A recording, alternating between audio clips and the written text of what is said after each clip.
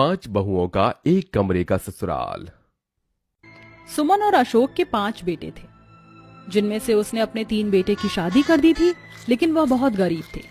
रहने के नाम पर उनके पास सिर्फ एक कमरा था, जहां उसकी तीनों बहुओं ने एक कमरे में गुजारा किया था। कई साल बीत गए। अब सुमन अपने दोनों छोटे बेटे प्रेम और निखिल की शादी कर देती है, लेकिन वह दोनों अपनी पसंद की अमीर लड़कियों से शादी करते हैं। क्या अमीर लड़कियां एक छोटे कमरे के ससुराल में सिमट पाएंगी? जानने के लिए आगे बढ़ते हैं, जहां दोनों बहुएं गृह प्रवेश करके घर के अंदर आती हैं। माँ जी, हम दोनों बहनें शादी के भाग दौड़ से बहुत थक गई हैं। जल्दी बताइए कमरा कहाँ है, मैं आराम करना चाहती हूँ। हाँ माँ जी, मुझे आराम करना है, एसी चला दीजिए। अरे बहू, ये तू क्या बोल रही है? यहाँ पर कोई एसी नहीं है और यहाँ अलग से कमरा भी नहीं है। पूरा परिवार इस एक ही कमरे में रहता है। वो देख, तेरी तीनों जेठानियाँ यहीं रहती हैं, अलग अलग पर्दा लगाकर। हाँ बहू, तुम दोनों का बिस्तर वो रहा, जाओ आराम कर लो। यू, हम ऐसे सोएंगे जमीन पर? हमारा अलग से कमरा भी नहीं है। ये क्या बात हुई भला? 5 बहुएं और कमरा एक ही। शिप्रा, तुम इतना शॉक्ड क्यों हो रही हो? मैंने तुम्हें बताया था कि मेरा गरीब परिवार है, हम सब एक ही कमरे में रहते हैं। तुमने मुझे बोला था कि मैं शादी करने के लिए तैयार हूँ, रह लूंगी तुम्हारे साथ। हाँ बोला था मैंने, पर मुझे क्या पता था कि यहाँ पर कमरा भी एक ही होगा। पर अब क्या ही कर सकते हैं? अब हम कुछ नहीं कर सकते, हमें यहीं एडजस्ट होना पड़ेगा। अरे तुम दोनों बिल्कुल भी चिंता मत करो, कुछ ही दिन में तुम यहाँ के सांचे में ढल जाओगी, जैसे हम तीनों बहुएं ढल गई हैं। मिताली इतना कहती है कि उसका 5 महीने का बच्चा रोने लगता है। फिर शिप्रा कहती है, अरे प्रेम, मेरे कान बज रहे हैं या तुम्हें भी बच्चे के रोने की आवाज आ रही है? यहाँ तो मुझे कोई बच्चा कहीं नहीं दिख रहा। अरे वो रहा मेरा भतीजा, मेरा डुग्गू रो रहा है। भाभी, झूले में से उसे निकालो, मैं खेलूंगा उसके साथ। अरे हाँ, मैं अभी लाती हूँ। ये देख दोनों बहुएं हक्की बक्की रह जाती हैं। फिर मिताली अपने बच्चे को साड़ी के झूले में से निकालकर अपने देवर प्रेम को देती है, जहाँ प्रेम उसे खिलाते हुए कहता है, अले ले ले ले ले, मेरा बच्चा कुची कुकू कुकू, आजा चाचू के साथ पूरा दिन खेलना। ओ ले ले ले ले ले ले, अब तू अपने निखिल चाचू के साथ खेलेगा। ये देखो, आपकी शिप्रा चाची क्यूट है ना, आपकी तरह। नहीं नहीं, मुझे मत दो, मेरी कांच की चूड़ियां बच्चे को चुभ जाएंगी। बहुत देर हो गई है बच्चों तुम्हें, चलो अब अपनी जगह पर जाकर आराम कर लो। दोनों बहुओं का इस बात से मुंह बन जाता है और वह अपने बिस्तर पर चली जाती है। कुछ देर बाद सब सो जाते हैं, तभी मच्छर से परेशान होकर शिप्रा हवा में हाथ मारती है। ओहो, ये मच्छर कितना परेशान कर रहे हैं। मैं अपने घर में कितनी लग्जरी लाइफ में रहती थी और यहाँ पर एक ही कमरा है। निखिल, कुछ करो ना। अरे यार सोने दो, अब इसमें मैं क्या करूं? मच्छर है, मार दो। अभी मारती हूँ। ये बोलकर शिप्रा मच्छर को मारती है। पर्दे पर हाथ मारने से वो हाथ नताशा के सर पर लग जाता है, जिससे नताशा कहती है, अरे कौन है, किसने मारा मुझे? सॉरी नताशा दीदी, मैं हूँ, वो मुझे मच्छर काट रहा था, मैंने मारा तो गलती से आपके हाथ लग गया। अरे सोने दे शिप्रा, वैसे भी बड़ी मुश्किल से जमीन पर नींद आई थी। इस तरह शिप्रा को भी नींद आ जाती है, मगर 5 बजते ही मिताली का बच्चा डुग्गू रोने लगता है। वो उसे चुप करवाती है कि नताशा की नींद खुल जाती है।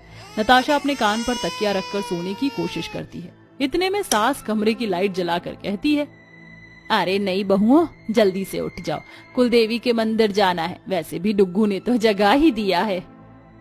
हाँ माँ जी, बस आपकी ही कमी थी ये बोलने की।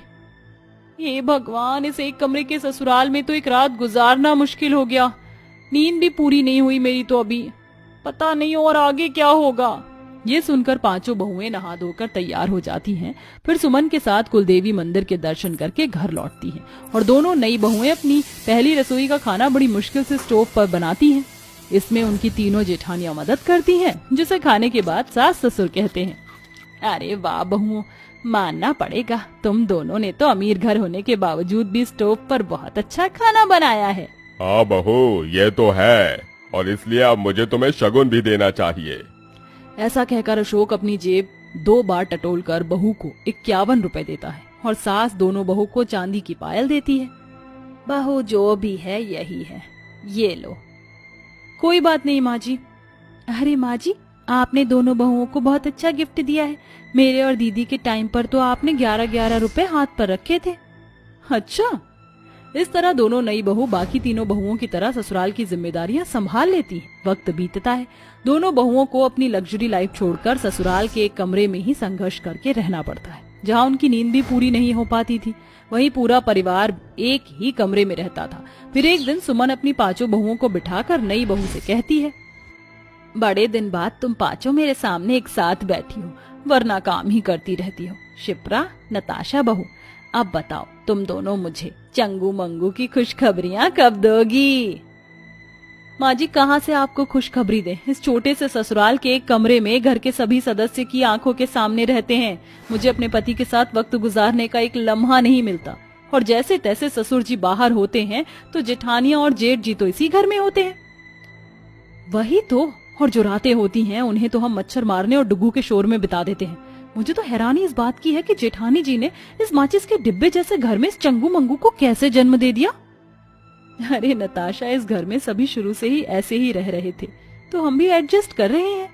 अपनी नई बहुओं की बात सुनकर सुमन को बहुत बुरा लगता है। उनकी बात वो समझ जाती है। वहीं दूर से खड़े पांचों भाई भी उनकी परेशानी सुनकर कहते हैं, हमने तो कभी इस तरीके से सोचा ही नहीं कि हमारी पत्नियां कैसे रह रही हैं। लेकिन भैया, अब हमें सोचना होगा। हमें दिन रात पांचों को मेहनत करनी होगी। नया 6 कमरे वाला घर लेना होगा। इस तरह उसी दिन से पांचों भाई बहुत मेहनत करते हैं, इतनी कि वह सुबह जल्दी निकल जाते थे और रात को देर से लौटते थे।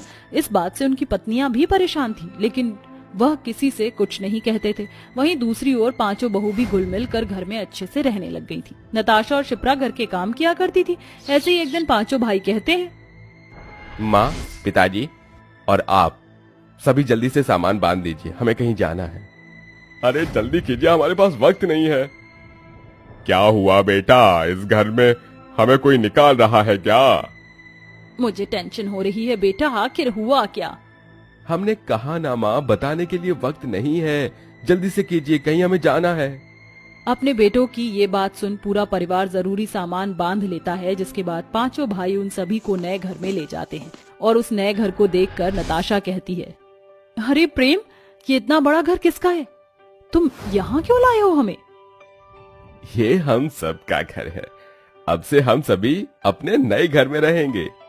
क्या इतना बड़ा घर हमारा है? पर तुम पांचों ने कब लिया और इतना पैसा कहाँ से आया? माँ, उस दिन जब आप अपनी बहुओं के साथ बैठकर बातें कर रही थी तो हमने सुन लिया। हमें उनकी परेशानी समझ आई कि एक ही कमरे में रहकर पांचों बहुओं को बड़ी मुश्किल से रहना पड़ रहा है। वही रसोई, वही बाथरूम था। इससे आप सबको कहीं ना कहीं प्रॉब्लम हो रही थी, लेकिन कोई बता ही नहीं रहा था। इसलिए हम पांचों भाइयों ने दिन रात मेहनत करके इस घर को आज ले ही लिया। अब सबके पास अपना अपना कमरा होगा। जेठ जी, अगर आपको हम दोनों की बात से कोई आघात पहुंचा हो तो हमें माफ कर दीजिए। अरे नहीं नहीं, ऐसी कोई बात नहीं है। चलिए, मुहूर्त का समय हो रहा है। इस तरह पूरा परिवार अपने नए घर में हवन करता है, जिसके बाद सभी खुशी खुशी नए घर में रहने लगते हैं।